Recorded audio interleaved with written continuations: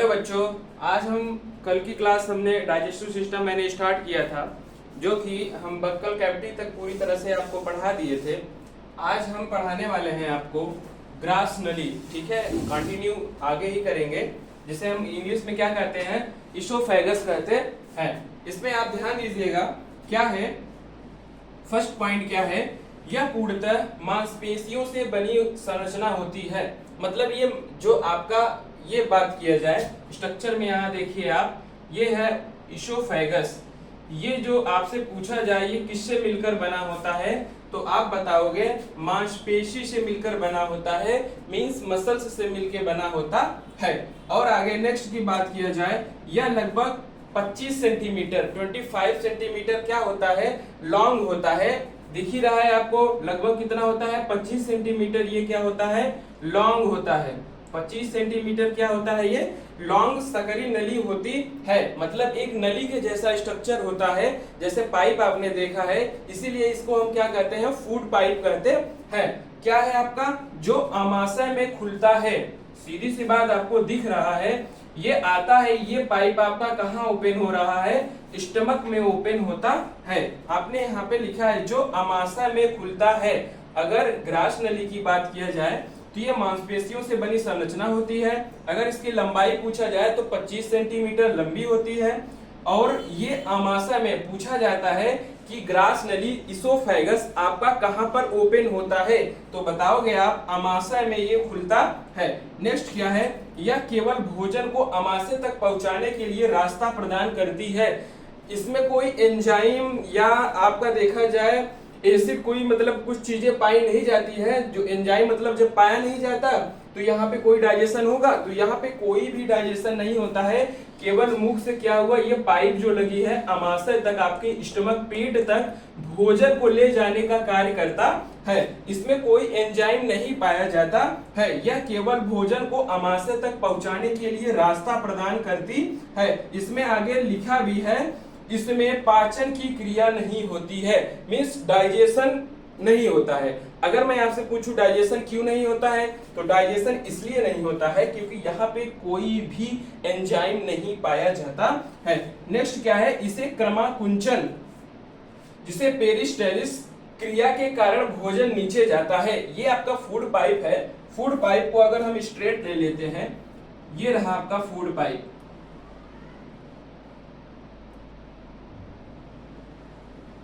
ये रहा आपका फूड पाइप। आपने क्या किया, भोजन मुख से लिया, तो भोजन को मुख में लिया आपने, तो वो देखो अभी आपने मैंने एक बताया था एक लाइन, बोलस फॉर्म में जाता है भोजन आपका।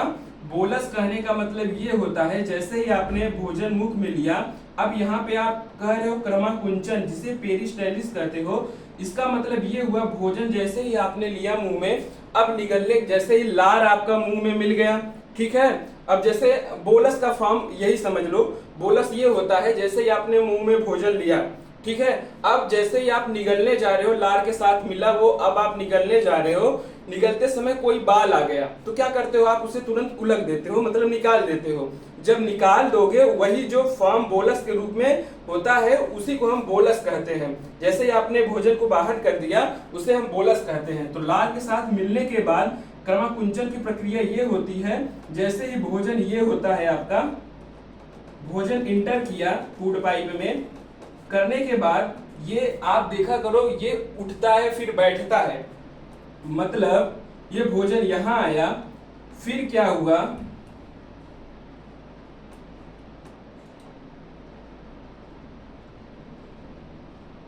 ये देखो भोजन आपका यहाँ पे आया पहले, ठीक है। जब यहाँ पे भोजन आया तो ये आपका बोलस रूप में है, फूड पाइप में ही है। फिर नेक्स्ट आएगा, यहाँ पे उठ जाएगा, फिर नेक्स्ट आएगा, यहाँ पे उठ जाएगा, फिर नेक्स्ट आएगा, यहाँ पे उठ जाएगा।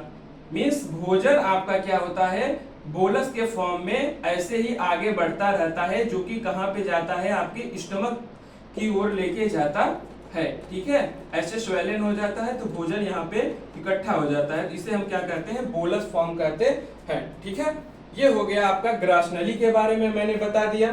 अब हम अगला बताएंगे। ठीक है, अभी तक हमने पढ़ लिया इसोफेगस के बारे में आपने जान लिया, वो क्या क्या होता है उसके नोट पॉइंट को मैंने बता दिया।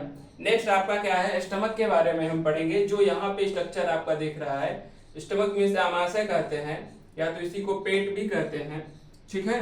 इसमें क्या लिखा है, मुख गुहा के बाद ग्रास नली से होते हुए, ये आपका बक्कल कैविटी था, ग्रास नली से होते हुए, ग्रास नली से होते हुए भोजन सीधा आमाशय में पहुंचता है। भोजन कहां पहुंचता है, आमाशय में पहुंच रहा है। आमाशय जो है आहार नली की सबसे चौड़ा भाग होता है। इसमें क्योंकि आमाशय में क्या होता है, भोजन आपके आते हैं तो लगभग 3 से 4 घंटे तक क्या होते हैं, भोजन आपके आपके आमाशय में सेफली रखे जाते हैं, वहां पर पड़े रहते हैं, इसलिए वो चौड़ा भाग होता है। भोजन को क्या होता है, वो क्या करता है, स्टोर करता है। आमाशय आहार नली का सबसे चौड़ा भाग होता है, जो एक थैली नुमा, ये आपको दिख रहा है, एक थैली नुमा मतलब क्या है, स्ट्रक्चर होता है। आमाशय में भोजन लगभग, ये देखो, आमाशय में भोजन लगभग 4 घंटे तक रहता है, ठीक है। आमाशय में जब भोजन आता है, पेट में आपका भोजन आता है, तो 4 घंटे तक यहाँ पे रहता, भोजन आपका यहाँ पे क्या होता है, 4 घंटे तक रहता है। और ये आमाशय की बात किया जाए तो ये 3 भागों में विभाजित किया गया है। पहला है आपका सबसे ऊपर वाला हिस्सा, जो हृदय के नजदीक, हार्ट के नजदीक होता है, उसे कार्डियक पार्ट कहते हैं। यहाँ आपका दिख रहा है जो सबसे ऊपर का पार्ट है, यहाँ पे जो सबसे ऊपर का पार्ट है, ये हार्ट से आपका क्या है, हार्ट के नजदीक होता है, इसलिए इसे हम क्या कहते हैं, कार्डियक पार्ट कहते हैं, जो कि यहाँ स्ट्रक्चर में आपको दिख रहा है। सबसे ऊपरी हिस्सा क्या है, कार्डियक पार्ट होता है। फिर उसके बाद बीच वाले भाग को फंडिक पार्ट कहते हैं। ये वाला मैंने डिवाइड भी किया है, ये आपका हो गया ऊपर का हिस्सा, ये हो गया बीच का। ऊपर वाला हिस्सा आपसे पूछेगा कि हमारा जो हृदय के नजदीक वाला पार्ट होता है आमाशय का, उसे हम क्या कहते हैं, उसे हम कहते हैं कार्डियक पार्ट, ठीक है। और दूसरा क्या है, मिडल में पाया जाता है फंडिक पार्ट। फिर लास्ट में आता है सबसे नीचे भाग को क्या कहते हैं, पाइलोरिक पार्ट कहा जाता है। ये हमारा क्या है, पाइलोरिक पार्ट है। तो ये हमारा कंप्लीट स्ट्रक्चर आमाशय, जिसे हम पेट कहते हैं, स्टमक कहते हैं, उसके बारे में था। अब हम तीनों के बारे में एक्सप्लेन से पढ़ेंगे। सबसे पहला हमारा है कार्डियक पार्ट, जो कि सबसे हृदय के, हार्ट के नजदीक वाला पार्ट है, उसे हम क्या कहते हैं, कार्डियक पार्ट। आइए हम जानते हैं कार्डियक पार्ट होता क्या है। आगे हमारा है, अभी हमने बताया आपको कार्डियक पार्ट के बारे में बताएंगे। ये आपका स्टमक का 3 पार्ट होता है। पहला कार्डियक पार्ट था, दूसरा फंडिक पार्ट है, तीसरा पाइलोरिक पार्ट है। हमने बता दिया कौन कहाँ पे सिचुएट है, स्थित है। अब हम ध्यान देंगे, कार्डियक पार्ट के बारे में जानेंगे, कार्डियक भाग के बारे में जानेंगे।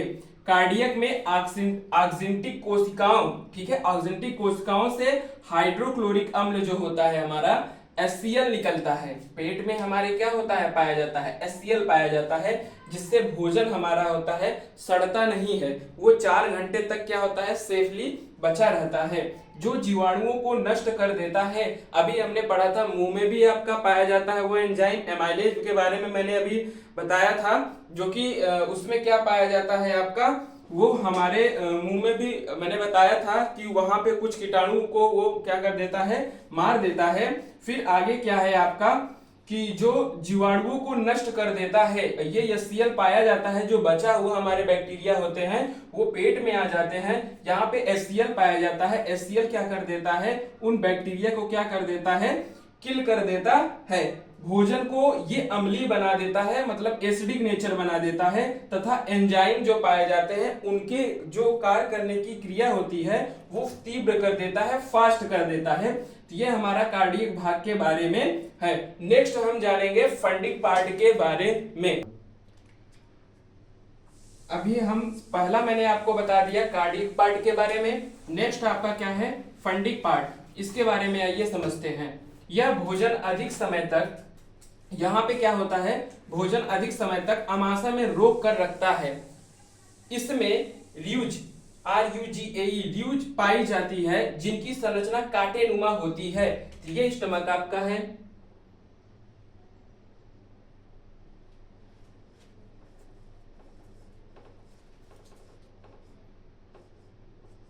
यहाँ पे क्या पाया जाता है, ये क्या है, र्यूज, ये र्यूज पाया जाता है। यहाँ पे स्टमक में क्या पाया जाता है, र्यूज पाया जाता है।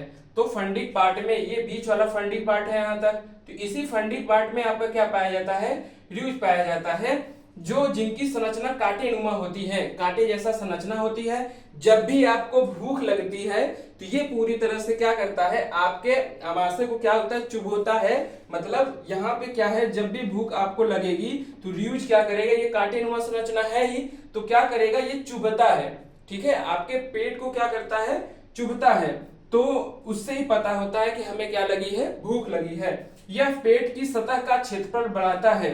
आपके पेट की सतह का क्षेत्रफल बढ़ाता है, जितना मतलब बढ़ाएगा। भोजन आप खाते हो तो आप कभी अधिक भी खा लेते हो तो भोजन जाके स्टमक में क्या हो जाता है, स्टोर हो जाता है।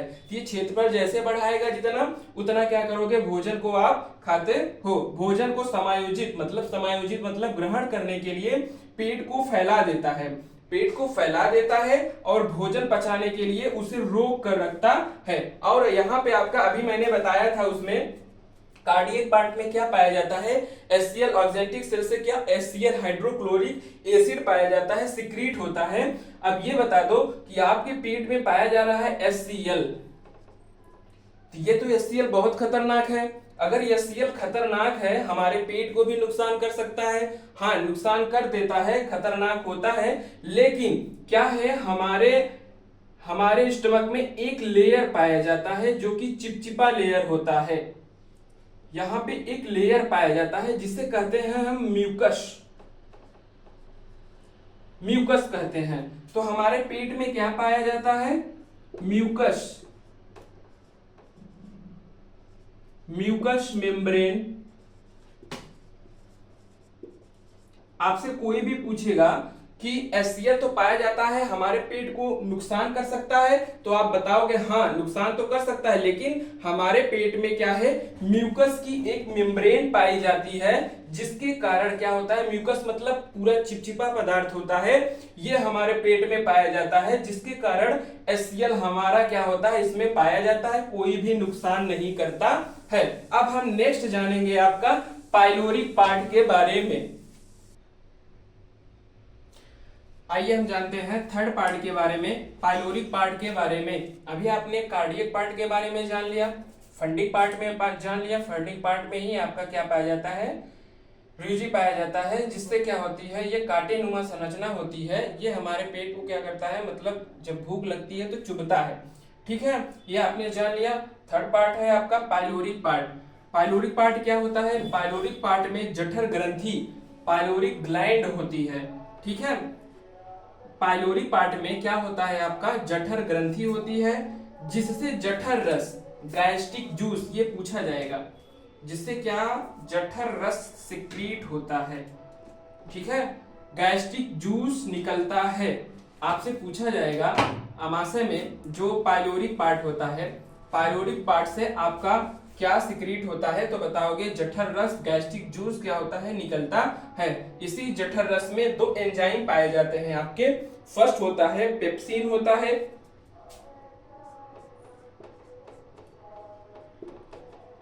फर्स्ट क्या होता है, पेप्सिन होता है। सेकंड क्या है, रेनिन होता है।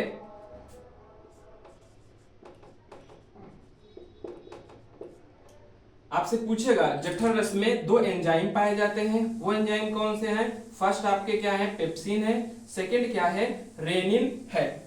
अब हम जानेंगे पेप्सिन के बारे में और रेनिन के बारे में। अब हम दोनों एंजाइम के बारे में हमने आपको बताया कि पहला पेप्सिन है, दूसरा रेनिन के बारे में पढ़ेंगे। फर्स्ट क्या है आपका, पेप्सिन है। ये सामान्यतः प्रोटीन का पाचन करता है। ठीक है, पेप्सिन जो है वो केवल क्या करता है, प्रोटीन का ही डाइजेशन करता है। यह भोजन में मौजूद जो भी प्रोटीन होता है उसे, प्रोटीन को किसमें बदल देता है, पेप्टोन्स में परिवर्तित कर देता है। मींस पेप्सिन एंजाइम जो होता है आपका, ठीक है, प्रोटीन को क्या कर देता है, पेप्टोन्स में क्या होता है, बदल देता है। तो कुछ नहीं है, पेप्सिन क्या है आपका, देखा जाए यह सामान्यतः प्रोटीन का डाइजेशन करता है, आपका पेप्सिन एंजाइम जो होता है, ये देखो पेप्सिन एंजाइम जो होता है प्रोटीन को किसमें बदल देता है, पेप्टोन्स में बदल देता है। आइए हम जानते हैं रेनिन के बारे में। आइए हम सेकंड के बारे में जानते हैं। रेनिन जो आपका एंजाइम है, इसका कार्य क्या है? यह दूध को पचाने में सहायक होता है, जो मिल्क होता है उसका डाइजेशन करता है। यह एक विशेष प्रकार का एंजाइम है। ये क्या होता है, बच्चों में सबसे ज्यादा डेवलप होता है, क्योंकि बच्चे क्या होते हैं, दूध ही पीते हैं। ठीक है, ये बच्चों में ज्यादा मात्रा में स्रावित होता है। यह दूध में मौजूद, आपके दूध में क्या पाया जाता है, कोई पूछेगा तो बताओगे आप, केसीन प्रोटीन पाया जाता है। ये क्या करता है, केसीन प्रोटीन को कैल्शियम पैराकैसिनेट के रूप में बदल देता है। कोई भी आपसे पूछे रेनिन क्या होता है, तो ये दूध को पचाता है। इसके पहले हमने पेप्सिन के बारे में पढ़ा था, तो वो प्रोटीन का डाइजेशन करता है। ये क्या करता है, दूध को पचाता है। विशेष प्रकार का एंजाइम होता है, जो कि कहाँ पाया जाता है, बच्चों में सबसे ज्यादा स्रावित होता है। बच्चे क्या होते हैं, दूध ही पीते हैं। कभी कभी देखा होगा आपने, रेनिन जो होता है, रेनिन क्या होता है आपका, हमने बताया कि रेनिन जो होता है केसीन के रूप में आपका कैसीन प्रोटीन पाया जाता है रेनिन में। ये क्या कर देता है, कैल्शियम पैराकैसिनेट, मतलब कहने का सेंस ये है कि बच्चे जब दूध पीते हैं कभी कभी वोमिटिंग कर देते हैं, तो जैसा जैसा दूध पिए रहते हैं वैसा, मतलब दूध ही नहीं निकालते हैं, वो क्या कर देते हैं, दही के रूप में क्या कर देते हैं, बाहर कर देते हैं। तो क्या आपका है, उसी को हम क्या कहते हैं, कैल्शियम पैराकैसिनेट। तो क्या कहोगे, रेनिन में आपका केसीन पाया जाता है। ठीक है, ये केसीन दूध में पाया जाता है।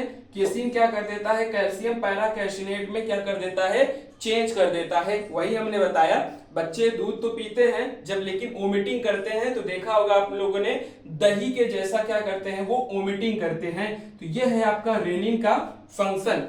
अब हम आते हैं नेक्स्ट। आइए हम देखते हैं छोटी आंत के बारे में। अभी आपने माउथ के बारे में, जो बक्कल कैविटी यहाँ पे पढ़ लिया, इसोफेगस के बारे में पढ़ लिया, स्टोमक के बारे में पढ़ लिया। अब हम क्या है, नेक्स्ट पढ़ते हैं, स्मॉल इंटेस्टाइन में आपका भोजन आता है। तो स्मॉल इंटेस्टाइन के बारे में पढ़ लेते हैं। ये क्या होता है, छोटी आंत क्या होता है, यह आहार नाल का सबसे लंबा भाग है। कहने में तो ये छोटी आंत है, लेकिन क्या है, सबसे लंबा होता है, जिसकी औसत लंबाई की बात किया जाए 6 से 7 मीटर होती है। क्वेश्चन में पूछा जाता है कि छोटी आंत की लंबाई कितनी होती है। अगर मीटर में पूछे तो बताओगे आप 6 से 7 मीटर। अगर फुट में पूछता है तो क्या बताओगे, 20 से 23 फुट होती है। यह भोजन का पाचन तथा अवशोषण की क्रिया होती है। यहाँ पर क्या होता है, आपका भोजन कहाँ से आया, स्टमक से आया। कहाँ पे आया आपका, यह बात किया आता है यहाँ पे स्मॉल इंटेस्टाइन में। यहाँ भोजन का पाचन तथा अवशोषण क्रिया होती है, मीन्स डाइजेशन भी होता है, एब्जॉर्प्शन भी होता है। संपूर्ण आहार नाल की लंबाई लगभग 9 मीटर या 32 फीट होता है। अगर संपूर्ण आहार नाल की बात किया जाए तो आपका कितना होता है, ये 9 मीटर होता है, या फुट के बारे में बताया जाए तो 32 फीट का होता है। पाचन संबंधी सबसे अधिक कार्य कहाँ पर होता है, पूछेगा आपसे सबसे ज्यादा पाचन कहाँ होता है, तो बताओगे आप छोटी आंत में अधिक कहाँ पर होता है, छोटी आंत में होता है। इसके 3 भाग होते हैं। आपका ये है, दिख रहा है, ये छोटी आंत है, इसके 3 भाग होते हैं। यहाँ पे आपका जुड़ा रहता है, ये क्या है आपका ड्यूडेनम होता है यहाँ पे। ठीक है, यहाँ पे ये वाला हिस्सा इतना पाया जाता है आपका, ये होता है जेजनम होता है।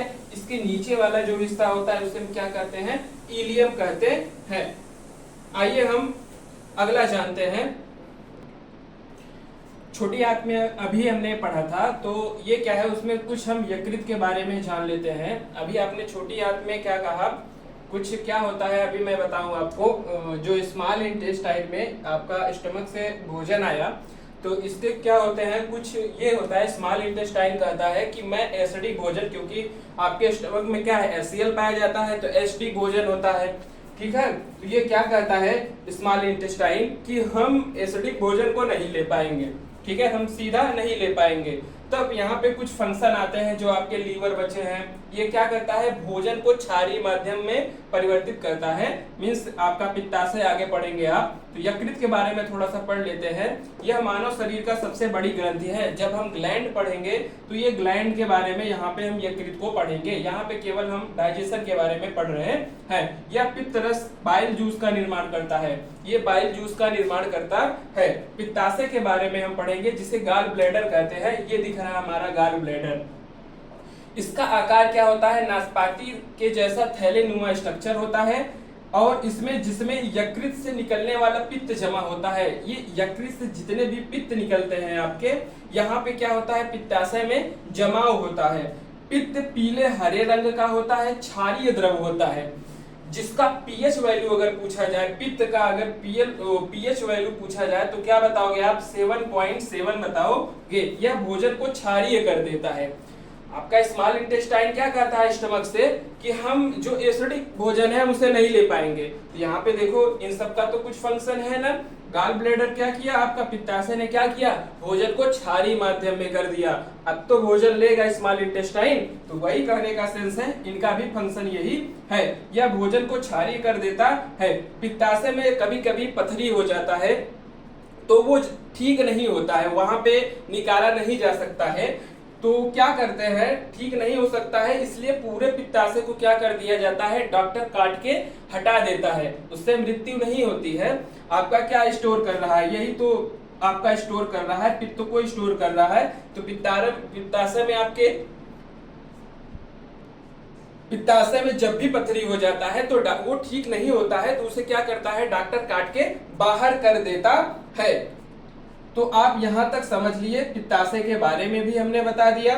तो पित्ताशय आपका क्या स्टोर करता है, पित्त को हमारा करता है। और जो पित्त होता है किस रंग का होता है, पीले हरे रंग का क्षारीय द्रव होता है। ये भोजन को क्या कर देता है, क्षारीय कर देता है। तो हमने पित्त के बारे में भी समझ लिया। इसलिए डॉक्टर जो कभी कभी जब पथरी हो जाती है तो डॉक्टर क्या करता है, जब काट के हटा देता है स्टोन सहित आपका क्या करता है, पित्ताशय में पथरी, ये आपने देखा है, इसलिए पित्ताशय को काट कर क्या कर देता है, बाहर कर देता है।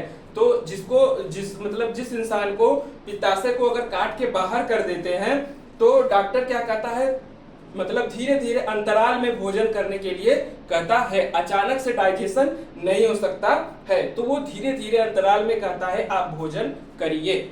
आइए हम नेक्स्ट जानते हैं। तो पित्त में हमारे दो प्रकार के पदार्थ होते हैं। पहला क्या है आपका, पित्त लवण हमने बताया था, दूसरा पित्तवर्धक मैंने बताया था। पित्त लवण मतलब बाइल साल्ट जिसे इंग्लिश में कहते हैं, पित्तवर्धक मतलब बाइल पिगमेंट जिसे कहते हैं। तो पित्त लवण की बात किया जाए, यह सोडियम बाइकार्बोनेट के रूप में पाया जाता है। जो बाइल साल्ट होता है आपका NaHCO3 के रूप में पाया जाता है, जो फैट्स को तोड़ने का कार्य करता है। फैट्स मतलब आपका होता है वसा, जो वसा को तोड़ने का कार्य करता है। आपसे पूछा जाएगा जो पित्त लवण होता है, बाइल साल्ट होता है, वो उसमें क्या पाया जाता है, तो बताओगे आप सोडियम बाइकार्बोनेट। उसका फंक्शन क्या है, तो बताओगे आप ये फैट्स को ब्रेक डाउन करता है। नेक्स्ट आपका है पित्तवर्धक, बाइल पिगमेंट जिसे कहते हैं। तो ये पिगमेंट से ही पता चलता है कि ये कलर को ही प्रदान करेगा। तो पिगमेंट मतलब होता है आपका कलर जो प्रदान करे, जिसे वर्णक कहते हैं। पित्तवर्धक का ये दो प्रकार का होता है। पहला है आपका बिलीरुबिन, दूसरा है आपका बिलीवर्डिन। बिलीरुबिन की बात किया जाए तो ये पीले रंग का होता है, बिलीवर्डिन के बात में किया जाए तो ये हरे रंग का होता है। तो आइए हम समझते हैं बिलीरुबिन होता क्या है। तो हम बिलीरुबिन के बारे में पढ़ रहे थे, तो हम आइए बिलीरुबिन के बारे में आपका एक्सप्लेन करते हैं क्या होता है। बिलीरुबिन का निर्माण शरीर के ऊतकों, टिश्यू और खून में होता है। इसका फॉर्मेशन की बात किया जाए तो आपके ऊतक में होता है और खून में होता है, ब्लड में होता है।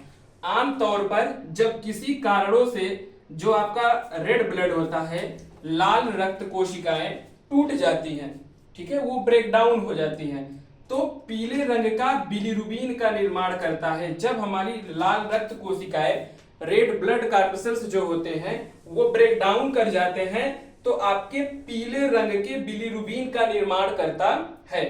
बिलीरुबिन लीवर से फिल्टर होकर शरीर से बाहर निकलता है। जो हमारा बिलीरुबिन होता है वो लीवर यकृत से क्या होता है, फिल्टर होता है, होने के बाद ये बाहर निकलता है। लेकिन जब किसी कारणों से यह खून से लीवर में नहीं जाता है, या कह सकते हो आप लीवर द्वारा फिल्टर नहीं होता है, तो शरीर में इसकी मात्रा, बिलीरुबिन की मात्रा क्या हो जाती है, बढ़ जाती है। जब आपको बिलीरुबिन की मात्रा अगर आपके शरीर में बढ़ जाती है तो हमारे शरीर में एक डिजीज होता है, उसका नाम क्या है, पीलिया, जिसे हम क्या कहते हैं, पीलिया कहते हैं।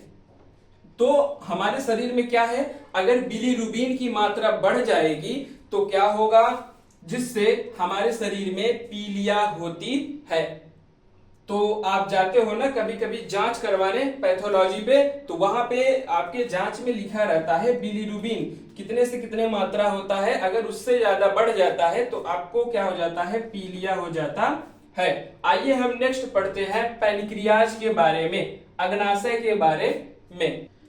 हमने कहा नेक्स्ट आपको अग्नाशय के बारे में, पैनक्रियाज के बारे में बताना है हमको, ठीक है। आपको क्या इससे अग्नाशयी रस देखा जाए तो पैनक्रियाटिक जूस ही निकलता है, न कि गन्ने का जूस निकलता है यहाँ पे, ठीक है। क्या निकलता है, पैनक्रियाटिक जूस, अग्नाशयी रस, ठीक है। हम इसलिए बोल रहे हैं कि कॉन्सेंट्रेट रहिए आप, गन्ने का जूस नहीं, यहाँ पे क्या निकल रहा है, पैनक्रियाटिक जूस निकलता है।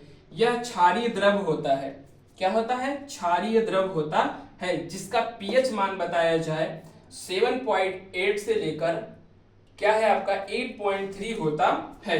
इसमें तीन प्रकार का मुख्य भोज्य पदार्थ होता है, जो कार्बोहाइड्रेट होता है, वसा होता है, कार्बोहाइड्रेट होता है, वसा होता है, प्रोटीन होता है, को पचाने के लिए एंजाइम होते हैं। इसमें आपके कार्बोहाइड्रेट, वसा, प्रोटीन को डाइजेस्ट करने के लिए एंजाइम पाए जाते हैं। फर्स्ट हम ध्यान देते हैं, क्या है आपका, लाइपेज है। लाइपेज आपका क्या करता है, प्रोटीन पेप्टोन में बदल देता है। लाइपेज एंजाइम क्या करता है, प्रोटीन या तो पेप्टोन्स में बदल देता है, और प्रोटीन पेप्टोन्स क्या करता है, पॉलीपेप्टाइड में बदल देता है।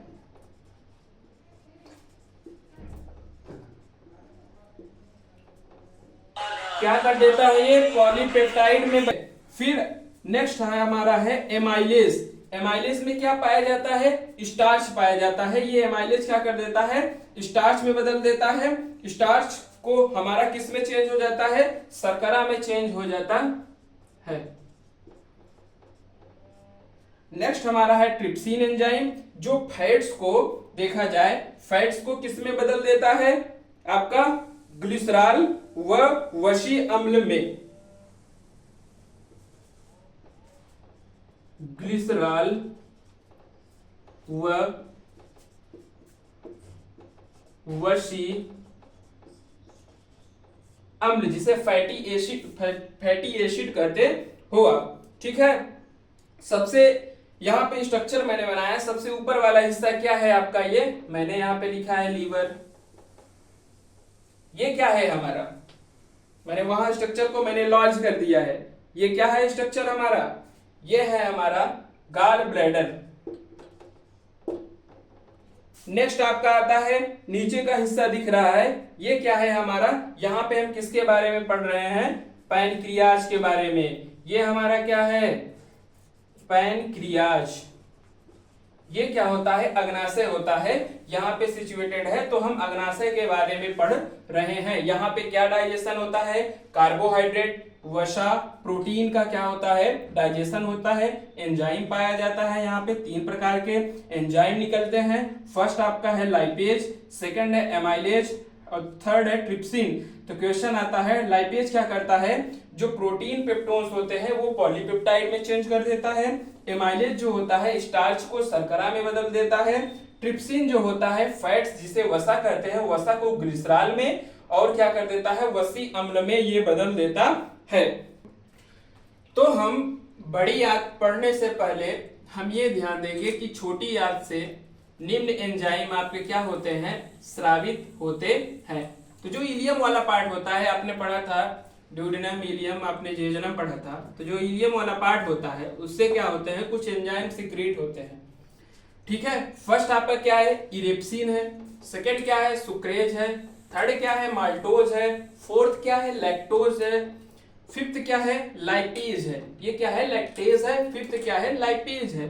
तो ये किसमें क्या कन्वर्ट करता है, तो इरेप्सिन एंजाइम की बात किया जाए, ये पेप्टोन को किसमें बदल देता है, अमीनो एसिड में बदल देता है।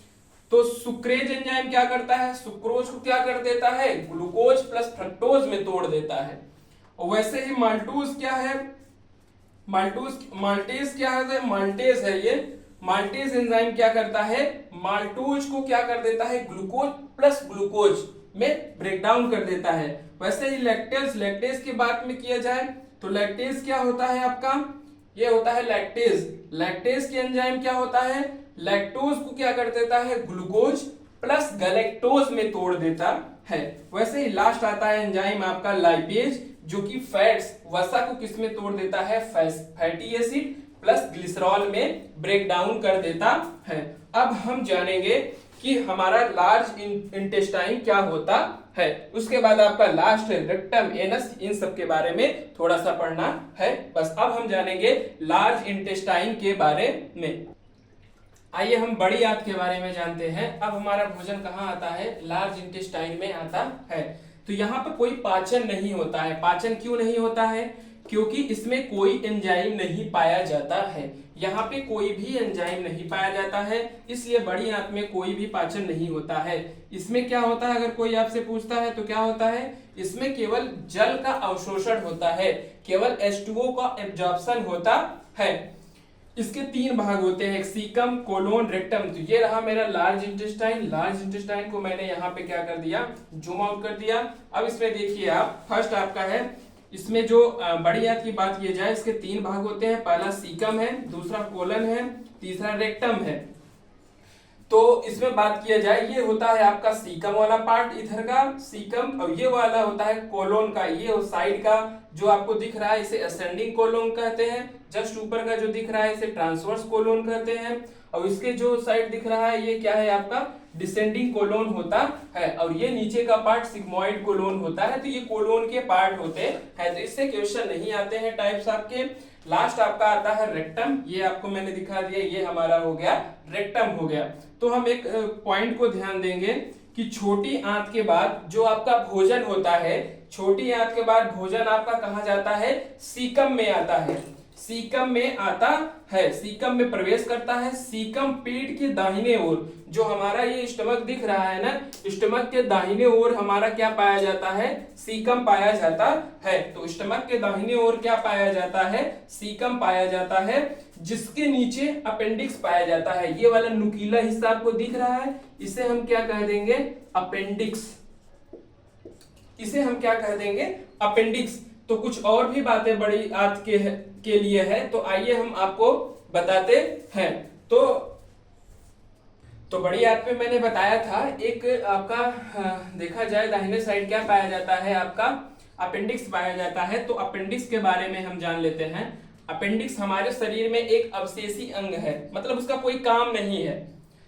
जब कभी भोजन अपेंडिक्स में फंस जाता है, जब हम लोग भोजन करते हैं तो कभी कभार क्या होता है, अपेंडिक्स में आके यहाँ पे जो नुकीला स्ट्रक्चर होता है, लास्ट स्ट्रक्चर आपका देखा जाए तो ऐसे ही नुकीले स्ट्रक्चर होता है, यहाँ पे भोजन क्या हो जाते हैं, आपके फंस जाते हैं, जिससे अपेंडिक्स आपका क्या हो जाता है, थोड़ा सा स्वेलन आ जाती है। तो आपके स्टमक में क्या होता है, चुभता है, तो इसे क्या करता है, काट के निकाल भी दिया जाता है। तो अपेंडिक्स में फंस जाता है तो उसे ऑपरेशन करके अपेंडिक्स पूरा काट दिया जाता है। ये अवशेषी अंग है, इसका कोई काम नहीं है, इसलिए हमारा डॉक्टर क्या करता है, इसे काट के बाहर कर देता है। उसके बाद सीकम के बाद भोजन कहाँ आता है, कोलोन में आरंभ हो जाता है, जिसमें केवल जल का अवशोषण होता है। भोजन के साथ जल तो आएगा, तो वहां पे क्या होगा, आपका जल का क्या हो जाता है, अवशोषण हो जाता है। फिर उसके बाद देखिएगा नेक्स्ट क्या है, कोलोन वाले क्षेत्र में कुछ सहजीवी पाए जाते हैं, आपके सहजीवी बैक्टीरिया पाए जाते हैं।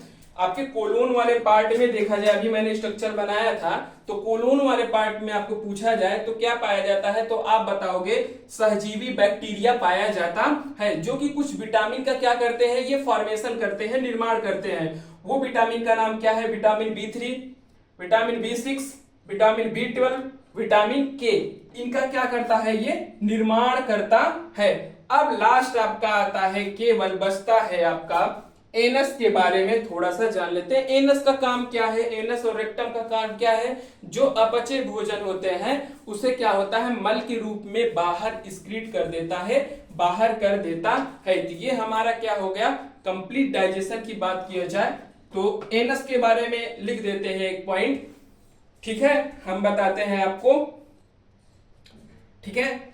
आप लास्ट में क्या है आपका रेक्टम एवं एनस की बात आती है। भोजन आपका जब पूरी तरह से अपचा भोजन होता है, रेक्टम वाले क्षेत्र में अपचे मतलब अनडाइजेस्ट जो फूड होता है, जो पचा नहीं होता है, उसका जमा रहता है, वो पूरी तरह से वहां पे जमाव होता है, जो एनस के द्वारा, ये लास्ट आपका है, एनस के द्वारा शरीर के बाहर निकल जाता है। तो अभी आपने क्या दिखा, बक्कल कैविटी में भोजन आया, इसोफेगस के माध्यम से यहाँ पे कोई भी एंजाइम नहीं पाया जाता है, ठीक है।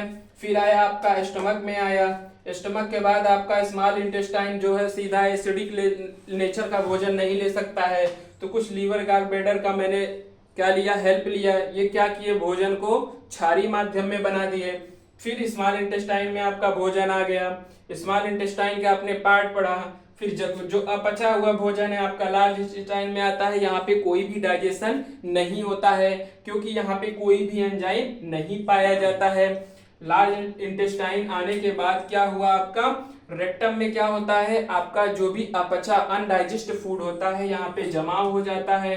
फिर जो अनपचे हुए भोजन होते हैं, अनडाइजेस्ट फूड होते हैं, वो एनस के थ्रू क्या हो जाते हैं, बाहर हो जाते हैं। तो थोड़ा सा एक पॉइंट था आपका, यहाँ पे देखो ध्यान से, स्मॉल इंटेस्टाइन में मैंने बताना भूल गया था, यहाँ पे फिर जब भोजन का पाचन होता है स्मॉल इंटेस्टाइन में, तो विलाई लाइक स्ट्रक्चर होता है। विलाई लाइक स्ट्रक्चर मतलब, विलाई कहने का सेंस इसमें पाया जाता है, फिंगर लाइक स्ट्रक्चर होता है आपका, फिंगर लाइक स्ट्रक्चर इसमें देखोगे आप तो ऐसे ऐसे फिंगर लाइक स्ट्रक्चर होते हैं। तो भोजन का जो एब्जॉर्प्शन होता है तो ये विलाई के थ्रू होता है। ये विलाई का हमारा क्या होता है, स्ट्रक्चर, जो कि स्मॉल इंटेस्टाइन में पाया जाता है। तो ये विलाई के द्वारा भोजन का क्या हो जाता है, एब्जॉर्प्शन हो जाता है। तो थोड़ा सा की पॉइंट हम देख लेते हैं, एक दो पॉइंट देख लेते हैं, फिर हम कल से क्या करेंगे, PYQ कराएंगे, इसी का PYQ कराएंगे। आप इसे पढ़े रहेंगे तो PYQ करना क्या रहेगा, आसान रहेगा। तो आइए कुछ हम की पॉइंट को देखते हैं। तो आइए हम कुछ की पॉइंट के बारे में जान लेते हैं, जो भोजन के रूप में होते हैं। मतलब जो अभी हमने आपको बताया था, भोजन आपने अगर मुंह में लिया है, ठीक है, उसे हम कौन सा फॉर्म कहेंगे, बोलस फॉर्म होता है ना, इसोफेगस में आपके आते हैं। तो बोलस फॉर्म कहने का सेंस क्या है आपका, अगर हम भोजन का टुकड़ा मुंह में लिया, सलाइवा के साथ मिक्स हो गया, सलाइवा के साथ क्या हो गया, मिक्स हो गया, उसी को हम क्या कहेंगे, बोलस कहेंगे। हमारा भोजन अगर पेट में होता है तो उसे क्या कहेंगे, काइम कहते हैं। अगर हमारा भोजन मलाशय तक पहुंचता है, मलाशय में रुका रहता है, तो उसे हम क्या कहते हैं, काइल कहते हैं। और हमने ये तो बताया ही है, छोटी आंत की औसत लंबाई 6 से 7 मीटर होती है। फुट की बात किया जाए तो 20 से 30 फुट होती है, और बड़ी आंत की बात किया जाए तो 1.5 मीटर होती है, 5 फुट का होता है।